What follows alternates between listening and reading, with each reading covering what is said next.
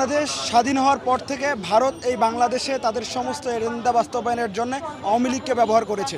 যখন 5ই আগস্টের পর আওয়ামী লীগের রাজনীতি এই বাংলাদেশ থেকে মুছে গেছে, বাংলাদেশের মানুষ আওয়ামী লীগকে প্রত্যাখ্যান করেছে এবং বাংলাদেশে আওয়ামী লীগ একটা জঙ্গি সংগঠন হিসেবে প্রতিষ্ঠিত হয়েছে, তখন ভারত বিভিন্নভাবে তাদের এজেন্সিদেরকে দিয়ে আমাদের এই বাংলাদেশে আওয়ামী লীগকে পুনর্বাসন করার চেষ্টা করছে। এই ছাত্র জনতা জীবন দিয়েছে, এই ছাত্র জনতা আরও জীবন দিতে প্রস্তুত। আমরা বারবার বলেছি আমাদের চিরন্তন মুক্তির পথ হচ্ছে মৃত্যু, আমরা মৃত্যুর জন্য প্রস্তুত। আমরা মৃত্যুর খেলা দেখে আমাদের এই আজকের অবস্থান, আমরা মৃত্যু দেখেই 5 আগস্ট দেখেছি।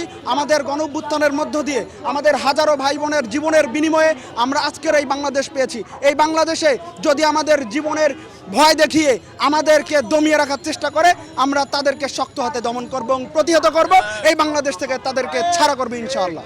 ইসরায়েল ফিলিস্তিনের ওপর নৃশংসভাবে হামলা চালাচ্ছে এবং গাজা উপত্যকায় আমাদের মুসলিম ভাই বোনেরা মারা যাচ্ছে।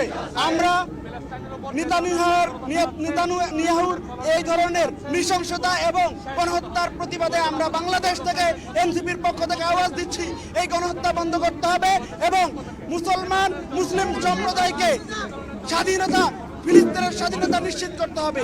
আমরা আমাদের জায়গা থেকে আমাদের সেই পবিত্র ভূমি ফিলিস্তিন, আমাদের পবিত্র ভূমি আল-আকসাকে আমরা মুক্ত করতে চাই। আমরা মুসলিম সম্প্রদায়ের মুক্তি চাই। সেই জায়গা থেকে বাংলাদেশ থেকে এনসিপির পক্ষ থেকে আমরা নেতানিয়াহুকে আমরা ধিক্কার জানাচ্ছি এবং তার যে কোনো ধরনের শাস্তি নিশ্চিত করার জন্য আমরা আন্তর্জাতিক মহল, ইউএন এবং ওআইসিকে আহ্বান জানাচ্ছি।